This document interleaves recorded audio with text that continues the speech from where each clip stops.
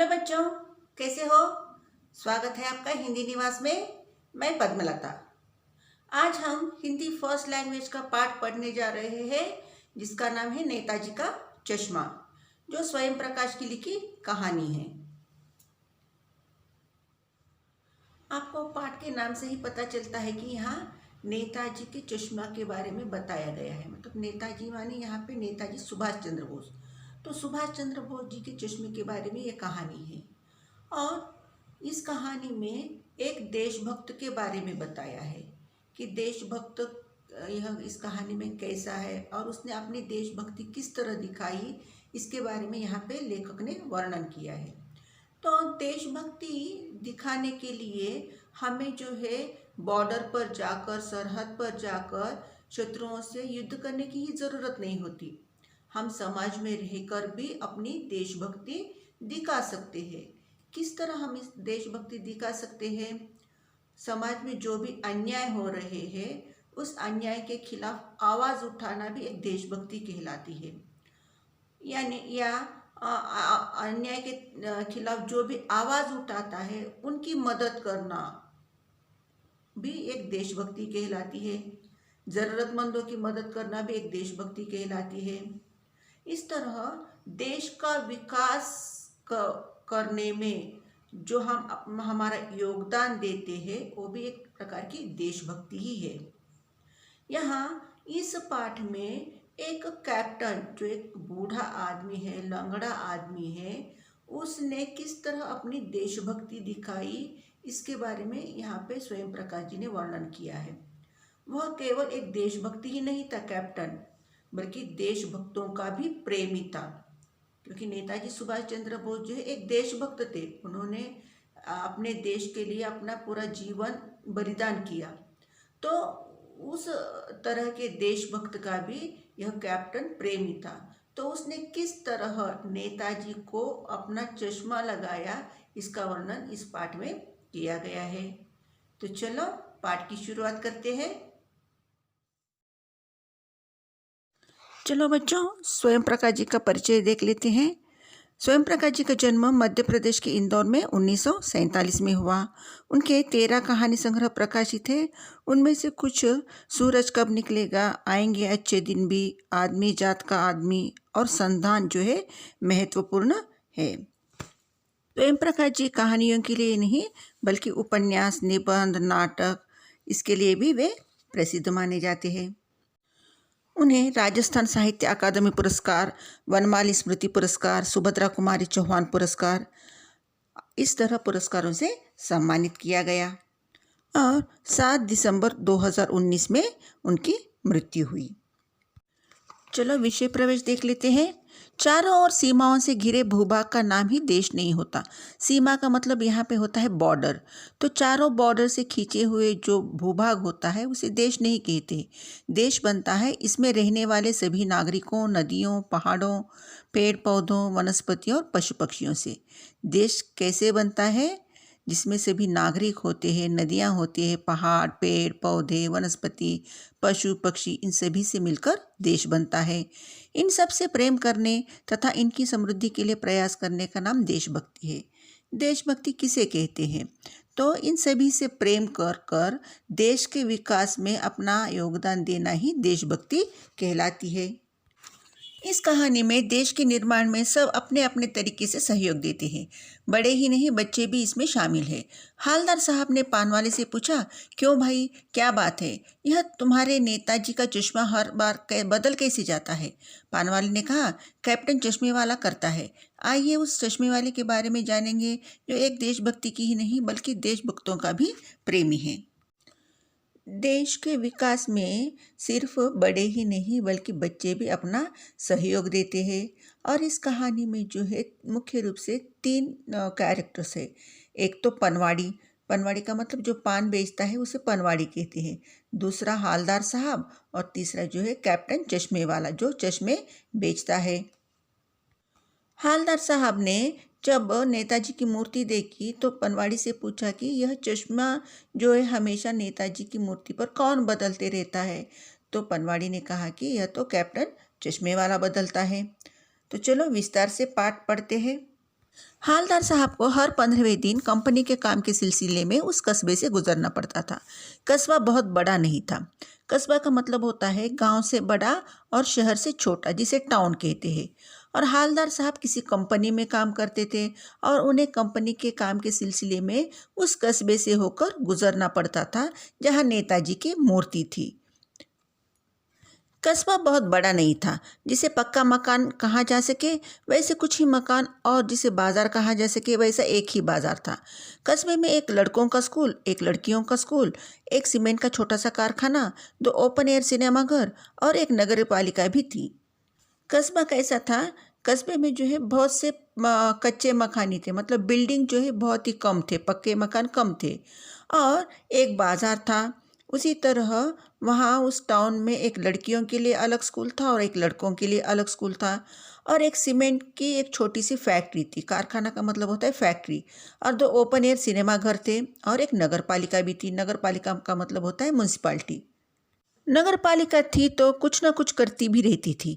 कभी कोई सड़क पक्की करवा दी, कभी कुछ पेशाब घर बनवा दिए, कभी कबूतरों की छतरी बनवा दी, तो कभी कभी सम्मेलन करवा दिया। म्यूनसिपाल्टी क्या क्या काम करती है आप सभी लोगों को मालूम होगा, क्योंकि आपने सोशल में पढ़ा है। तो हाँ, इस कस्बे में भी नगर पालिका ने कुछ काम करवाए थे। क्या क्या काम करवाए थे?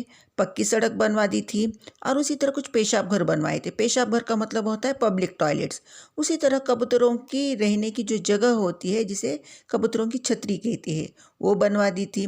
इस तरह कुछ काम नगर पालिका ने भी यहाँ पे करवाए। इसी नगर पालिका के किसी उत्साही बोर्ड या प्रशासनिक अधिकारी ने एक बार शहर के मुख्य बाजार के मुख्य चौराहे पर नेताजी सुभाष चंद्र बोस की एक संगमरमर की प्रतिमा लगवा दी। यह कहानी उसी प्रतिमा के बारे में है, बल्कि उसके भी एक छोटे से हिस्से के बारे में।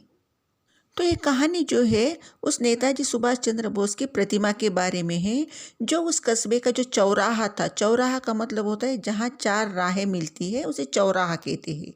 4 राहों का समाहार। और चौराहा जो है द्विगु समास होता है। तो उस नगर पालिका के एक अधिकारी ने जो है मार्बल की नेताजी की एक मूर्ति बनवा दी उस कस्बे के चौराहे में। और यह कहानी जो है उसी प्रतिमा के बारे में है, बल्कि पूरी प्रतिमा के बारे में नहीं, बल्कि उस प्रतिमा का एक जो हिस्सा है, एक पार्ट है, उस हिस्से के बारे में यह कहानी है।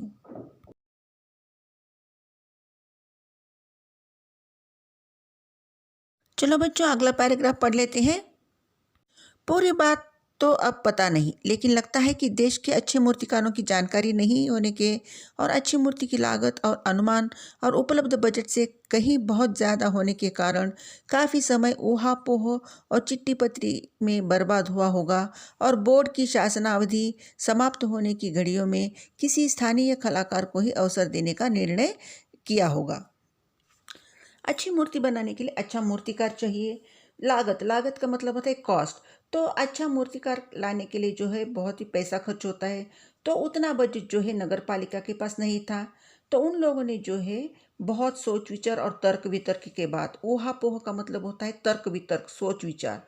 तो बहुत ही सोच विचार करने के बाद उन लोगों ने सोचा कि हमारा जो शासनावधि है, हमारा जो पीरियड है, वो समय समाप्त होने से पहले, वो पीरियड ख़त्म होने से पहले जो है यही कोई लोकल आदमी को ढूंढते हैं। स्थानीय का मतलब होता है लोकल।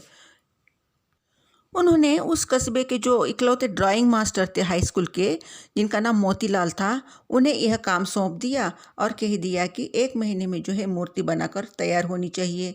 और मास्टर जी ने भी जो है विश्वास दिलाया कि 1 महीने में मैं मूर्ति बनाकर आपको दे दूंगा। बच्चों, अगला पैराग्राफ पढ़ते हैं। जैसा कि कहा जा चुका है, मूर्ति संगमरमर की थी। संगमरमर का मतलब होता है मार्बल। मूर्ति जो थी मार्बल की थी। टोपी की नोक से कोट के दूसरे बटन तक कोई 2 फुट ऊंची, जिसे कहते हैं बस्ट। बस्ट का मतलब होता है छाती। तो टोपी की नोक से लेकर कोट के दूसरे बटन तक की मूर्ति की ऊंचाई थी 2 फुट और सुंदर थी। नेताजी सुंदर लग रहे थे, कुछ कुछ मासूम और कमसीन। मासूम का मतलब होता है इनोसेंट और कमसीन का मतलब होता है कम उम्र के। फौजी में मूर्ति को देखते ही दिल्ली चलो और तुम मुझे खून दो वगैरह याद आने लगती थी।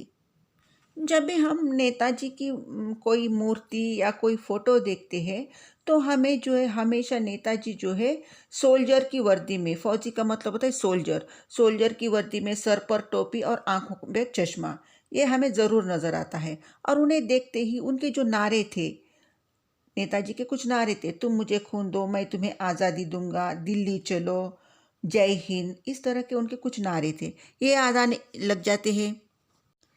इस दृष्टि से यह सफल और सराहनीय प्रयास था। प्रयास का मतलब होता है प्रयत्न, कोशिश, और सराहनीय का मतलब होता है प्रशंसनीय।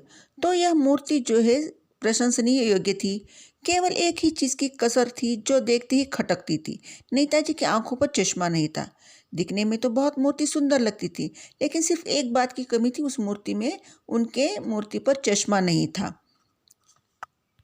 यानी चश्मा तो था लेकिन संगमरमर का नहीं था। एक सामान्य और सचमुच के चश्मे का चौड़ा काला फ्रेम मूर्ति को पहना दिया गया था। मूर्ति संगमरमर की थी, टोपी भी संगमरमर की थी, लेकिन उस पे चश्मा जो लगा था मूर्ति पर वो संगमरमर का नहीं था, मार्बल का नहीं था। तो रियल फ्रेम जो होता है वह रियल फ्रेम उस मूर्ति पर लगा दिया गया था। हालदार साहब जब पहली बार इस कस्बे से गुजरे और चौराहे पर पान खाते रुके तभी उन्होंने इसे लक्षित किया और उनके चेहरे पर एक कौतुक भरी मुस्कान फैल गई। वाह भाई, यह आइडिया भी ठीक है। आइडिया जो है विदेशी शब्द है। और हालदार साहब जब पहली बार वहाँ से गुजरे तो उन्होंने उस पनवाड़ी के पास पान खाते हुए जब उस मूर्ति को देखा तो वे बहुत ही आश्चर्यचकित हुए और उन्होंने कहा कि यह आइडिया बहुत ही अच्छा है, बुरा नहीं है। मूर्ति पत्थर की लेकिन चश्मा रियल। जीप कस्बा छोड़कर आगे बढ़ गई तब भी हालदार साहब इस मूर्ति के बारे में ही सोच रहे और अंत में इस निष्कर्ष पर पहुंचे कि कुल मिलाकर कस्बे के नागरिकों का यह प्रयास सराहनीय ही कहा जाना चाहिए। महत्व मूर्ति के रंग रूप या कद का नहीं, उस भावना का है, वरना दो देशभक्ति भी आजकल मजाक की चीज होती जा रही है। कस्बा छोड़कर चले जाने के बाद भी जीप में बैठकर हालदार साहब जो है उसी मूर्ति के बारे में सोच रहे थे और इस निष्कर्ष पर पहुंचे। निष्कर्ष का मतलब होता है कंक्लूजन। इस कंक्लूजन पर पहुंचे कि उस टाउन के, उस कस्बे के जो भी नागरिक है उन नागरिकों की प्रशंसा करनी चाहिए। उनका जो प्रयत्न है, कौन सा प्रयत्न किया था, मूर्ति पर जो है रियल चश्मा लगाया था, तो इनका जो प्रयत्न है बहुत ही प्रशंसनीय है, सराहनीय है कहकर उन्होंने सोच लिया। यह महत्व उस मूर्ति के रंग रूप का या कद का नहीं था, उस भावना का था। जो लोगों ने जब बिना चश्मे की उस मूर्ति को देखा तो उन्होंने जो है वहाँ रियल चश्मा उस मूर्ति पर लगा दिया, तो उनकी भावनाओं को था। क्योंकि आजकल जो देशभक्ति जो है मजाक की चीज़ बनती चली गई है। दूसरी बार जब हालदार साहब उधर से गुजरे तो उन्हें मूर्ति के कुछ अंतर दिखाई दिया। ध्यान से देखा तो पाया कि चश्मा दूसरा है। पहले मोटे फ्रेम वाला चौकोर चश्मा था, अब तार फ्रेम वाला गोल चश्मा है। हालदार साहब का कौतुक और बढ़ा। वाह भाई, क्या आइडिया है। मूर्ति कपड़े नहीं बदल सकती लेकिन चश्मा तो बदल ही सकती है। 15 दिन के बाद जब हालदार साहब फिर वहाँ से गुजरे तो उन्होंने उस मूर्ति को देखा तो उन्हें कुछ डिफरेंस नज़र आ रहा था। अंतर का मतलब होता है डिफरेंस।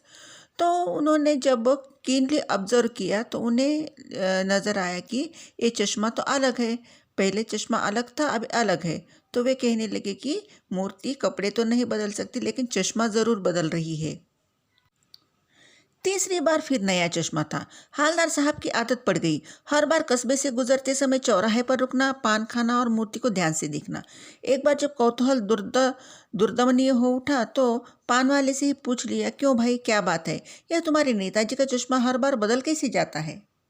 हालदार साहब हर 15वें दिन उस कस्बे से गुजरते थे और उस चौराहे पे रुककर पान खाते थे और उस मूर्ति को देखते थे। लेकिन जब भी मूर्ति को देखते थे तो हर बार जो है वो फ्रेम बदल बदल जाता था।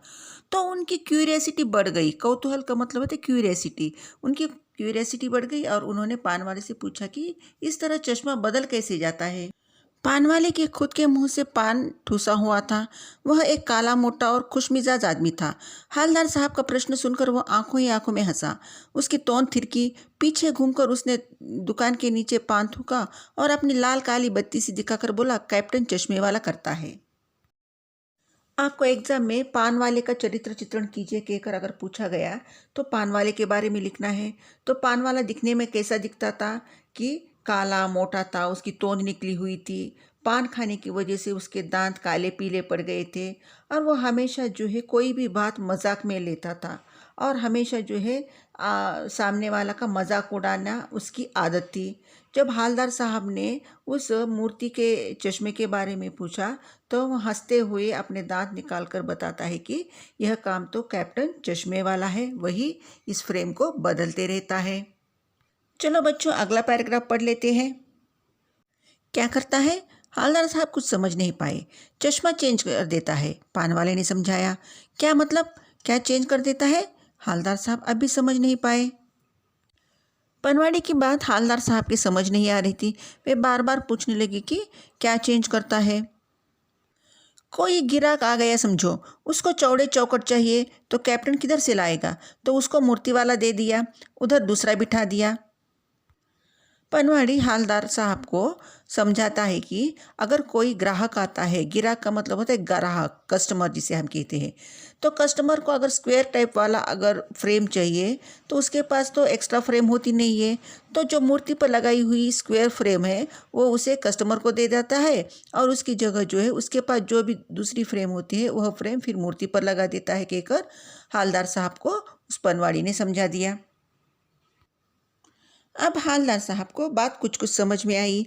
एक चश्मे वाला है जिसका नाम कैप्टन है, उसे नेताजी के बगैर चश्मे वाली मूर्ति बुरी लगती है, बल्कि आहत करती है। आहत का मतलब होता है दुख, मानो चश्मे के बगैर नेताजी को असुविधा हो रही हो। इसलिए वह अपनी छोटी सी दुकान में उपलब्ध गिने चुने फ्रेमों में से एक नेताजी की मूर्ति पर फिट कर देता है। चश्मे बेचने वाले का नाम जो था कैप्टन था, और उसे जो है बिना चश्मे की जब वो मूर्ति देखता है कैप्टन, तो उसे बहुत बुरा लगता है और वो सोचता है कि वे बिना चश्मे के अनकंफर्ट फील हो रहे होंगे, उन्हें कंफर्ट नहीं लग रहा होगा कहकर कैप्टन सोचता है और उसके पास जो भी फ्रेम है उस फ्रेम को उस मूर्ति पर चढ़ा देता है। लेकिन जब कोई ग्राहक आता है और उसे वैसे ही फ्रेम की दरकार होती है जैसा मूर्ति पर लगा है, तो कैप्टन चश्मे वाला मूर्ति पर लगा फ्रेम संभवतः नेताजी से क्षमा मांगते हुए लाकर ग्राहक को दे देता है और बाद में नेताजी को दूसरा फ्रेम लौटा देता है। वाह भाई, खूब, क्या आइडिया है। जब कोई कस्टमर चश्मे वाले उस कैप्टन के पास फ्रेम खरीदने के लिए आता है, अगर उन्हें उस मूर्ति पर लगा हुआ फ्रेम चाहिए, यहाँ दरकार का मतलब होता है नीड, जिसे ज़रूरत कहते हैं, अगर उन्हें उस फ्रेम की ज़रूरत हो जो मूर्ति पर लगी है, तो कैप्टन क्या करता है, उस मूर्ति के पास जाकर नेताजी से क्षमा मांग लेता है और वह फ्रेम निकाल कर कस्टमर को दे देता है और अपने पास जो दूसरा फ्रेम होता है उस मूर्ति पर चढ़ा देता है। तब हालदार साहब ने ये बात सुनी तो उन्होंने कहा कि वाह भाई, क्या आइडिया है। लेकिन भाई एक बात अभी भी समझ नहीं आई।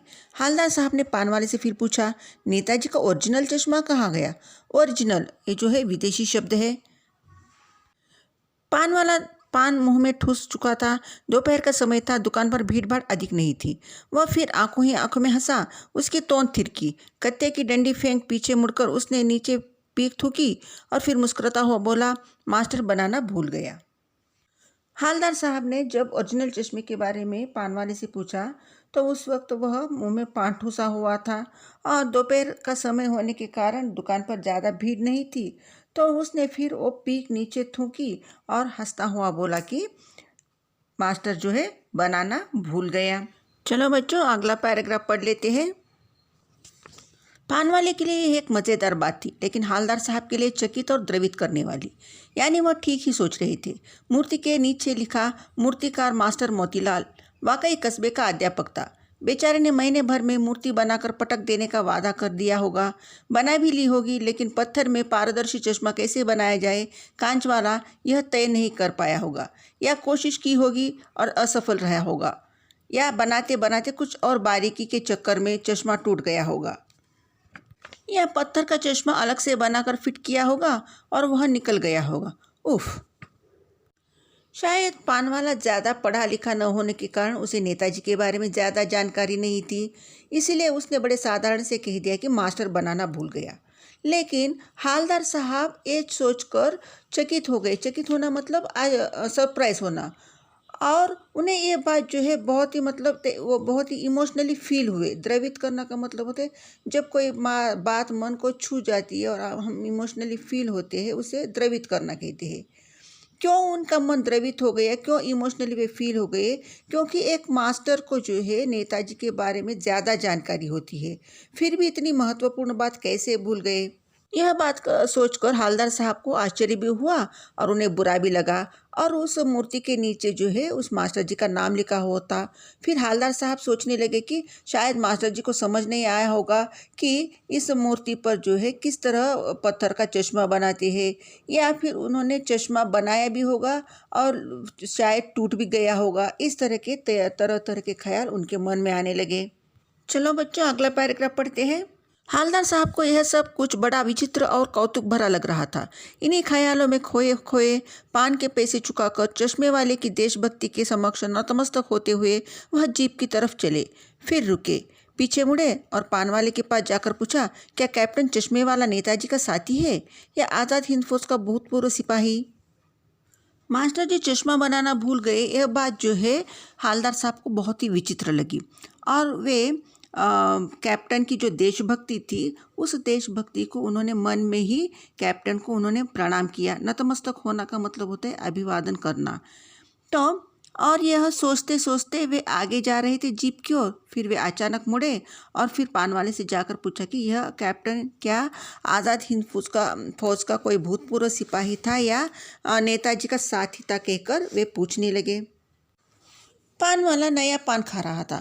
पान पकड़े अपने हाथ को मुंह से 1.5 इंच दूर रोककर उसने हालदार साहब को ध्यान से देखा। फिर अपनी लाल काली बत्ती सी दिखाई और मुस्कुराकर बोला, नहीं साहब, वो लंगड़ा क्या जाएगा फौज में? पागल है पागल। वो देखो वो आ रहा है, आप उसी से बात कर लो, फोटो वोटो छपवा दो उसकी कहीं। पान वाला दूसरा पान मुंह में ठूस ही रहा था कि हालदार साहब की बात सुनकर वह हंसने लगा और कहा कि वह लंगड़ा फौज में क्या जाएगा? फौज का मतलब मिलिट्री। वह लंगड़ा मिलिट्री में क्या जाएगा? पागल है पागल। और देखो आ रहा है, आप उसी से पूछ लो और उसकी फ़ोटो छपवा लो, कहकर उसने उस कैप्टन का मजाक उड़ाया। चलो बच्चों, अगला पैराग्राफ पढ़ते हैं। हालदार साहब को पान वाले द्वारा एक देशभक्त का इस तरह मजाक उड़ाया जाना अच्छा नहीं लगा। मुड़कर देखा तो वो अवाक रह गए। एक बेहद बूढ़ा मरियल सा लंगड़ा आदमी, सिर पर गांधी टोपी और आंखों पर काला चश्मा लगाए, एक हाथ में एक छोटी सी संदूकची और दूसरे हाथ में एक बांस पर टंगे बहुत से चश्मे लिए अभी भी एक गली से निकला था और अब एक बंद दुकान के सहारे अपना बांस टिका रहा था। कैप्टन एक देशभक्त था और उसका मजाक उड़ाना हालदार साहब को बिल्कुल अच्छा नहीं लगा। और जब उन्होंने मुड़कर देखा तो वे एकदम दंग रह गए, आश्चर्यचकित हो गए, क्योंकि कैप्टन दिखने में कैसा था? बहुत ही बूढ़ा था और मरियल था। मरियल का मतलब होता है लीन, और लंगड़ा था और सिर पर गांधी टोपी थी और आंखों पर काला गोल चश्मा था। संदूकची का मतलब होता है बॉक्स। कैप्टन के हाथ में बॉक्स था और दूसरे हाथ में एक बैम्बू था और उस बैम्बू पर तरह तरह के चश्मे लगे हुए थे और वह एक बंद दुकान के सामने आकर वहाँ पे बैठ गया। तो इस बेचारे की दुकान भी नहीं, फेरी लगाता है। हालदार साहब चक्कर में पड़ गए। पूछना चाहते थे इसे कैप्टन क्यों कहते हैं, क्या यही इसका वास्तविक नाम है? लेकिन पान वाले ने साफ बता दिया था कि अब वह इस बारे में और कुछ बात करने को तैयार नहीं। ड्राइवर भी बेचैन हो रहा था, काम भी था। हालदार साहब जीप में बैठकर चले गए। कैप्टन की खुद की कोई दुकान नहीं थी। वह घर घर जाकर चश्मे के फ्रेम बेचा करता था। फेरी लगाना मतलब घर घर जाकर बेचना। और हालदार साहब कैप्टन के बारे में पूछना चाहते थे कि इनका नाम कैप्टन क्यों है, लेकिन पान वाला कुछ बताने के लिए तैयार नहीं था और ड्राइवर भी जो है थोड़ा जल्दी में था क्योंकि काम के सिलसिले में कहीं और जाना था। इसलिए हालदार साहब जीप में बैठकर वहाँ से चले गए। चलो बच्चों, अगला पैराग्राफ पढ़ते हैं। यह सिलसिला 2 साल तक चलता रहा। हालदार साहब जब भी उस कस्बे से गुजरते थे तो वहाँ पनवाड़ी के पास रुककर पान खाते थे और उस मूर्ति को देखते थे और मूर्ति पर जो है तरह तरह के चश्मे लगाए पाते थे। कभी गोल चश्मा होता था, कभी चौकोर वाला, कभी लाल, कभी काला, इस तरह, कभी बड़े कांचों वाला। इस तरह के चश्मे उन्होंने मूर्ति पर देखे और उन्हें जो है बहुत ही खुशी हो रही थी उस तरह देखकर। लेकिन एक बार जब वे वहाँ से गुजरे तो देखा कि मूर्ति पर कोई भी चश्मा नहीं था और वे पान वाले से पूछना चाहते थे, लेकिन उस दिन पान की दुकान भी बंद थी। अगली बार जब वे फिर वहाँ से गुजरे तो देखा कि मूर्ति पर तो चश्मा नहीं था, लेकिन पान की दुकान खुली थी। तो वे पान वाले के पास गए और उन्होंने पूछा कि मूर्ति पर चश्मा क्यों नहीं? तो पनवाड़ी जो है बड़ा ही उदास होता है और कहता है कि साहब कैप्टन मर गया। यह बात सुनते ही हालदार साहब भी कुछ देर के लिए चुप हो गए और वह चुपचाप पैसे दे दिए पान के और वे वहाँ से चले गए। चलो बच्चों, अगला पैराग्राफ पढ़ते हैं। तो हालदार साहब बार बार ये सोचते रहे कि क्या होगा उस कौम का मतलब होता है कम्युनिटी। क्या होगा उस कौम का जो देश के खातिर जो है अपनी घर गृहस्थी, जवानी, जिंदगी सब कुछ जो है न्योछावर कर देते हैं। फिर भी कुछ लोग ऐसे होते हैं वे उनका मजाक बनाते हैं। 15 दिन के बाद जब वे उस कस्बे से गुजरना चाहते थे तो पहले ही हालदार साहब ने सोच लिया कि अब वे वहाँ नहीं रुकेंगे, क्योंकि उस मूर्ति पर तो चश्मा नहीं होगा, क्योंकि मास्टर बनाना भूल गया और कैप्टन था जो मर गया। इसलिए अभी बिना चश्मे की वह मूर्ति दिखेगी और वे उस मूर्ति को इस तरह देखना नहीं चाहते थे। इसलिए पहले ही उन्हें ड्राइवर से कह दिया कि वहाँ पे पान खाने के लिए आज नहीं रुकेंगे, कहीं आगे पान खा लेंगे, तो वहाँ मत रोको कहकर पहले ही उन्होंने ड्राइवर को समझा दिया। लेकिन जब वे चौराहे से गुजर रहे थे तो आदत से मजबूर उनकी आंखें जो है उस मूर्ति पर जाती है। लेकिन मूर्ति पर जैसे ही उनकी आंखें गई तो वे एकदम चौंक पड़े और ड्राइवर से चिल्लाते हुए बोले कि रोको रोको। हालदार साहब ने पहले ही बता दिया था कि जीप वहाँ पर नहीं रोकना है, तो इसलिए जीप बहुत ही स्पीड से जा रही थी। हालदार साहब की चीख सुनते ही ड्राइवर ने ज़ोर से जीप की ब्रेक लगा दी और जीप रुके न रुके, मतलब जीप पूरी तरह रुकी नहीं थी कि हालदार साहब जीप से कूद पड़े और तेज तेज कदमों से जो है मूर्ति की तरफ चले गए। और उन्होंने वहाँ पे क्या देखा, मूर्ति पर सरकंडे का बना एक छोटा सा चश्मा रखा हुआ था, जैसे बच्चे बना लेते हैं। मतलब सरकंडा मतलब जो है घास का एक प्रकार है जिसे सरकंडा कहती है, और बच्चे, छोटे बच्चे जो है उससे खेलने के लिए जो चश्मा बनाते हैं उस तरह का चश्मा जो है उस मूर्ति पर लगा हुआ था। और ये देखकर हालदार साहब बहुत ही भावुक हो गए। भावुक का मतलब इमोशन, बहुत ही इमोशनल हो गए और उन्हें लगा कि देशभक्ति दिखाने के लिए ही बड़े ही नहीं बल्कि बच्चे भी इस तरह अपनी देशभक्ति दिखा सकते हैं कहकर उन्होंने मन में सोच लिया और उनकी आंखें भर आई।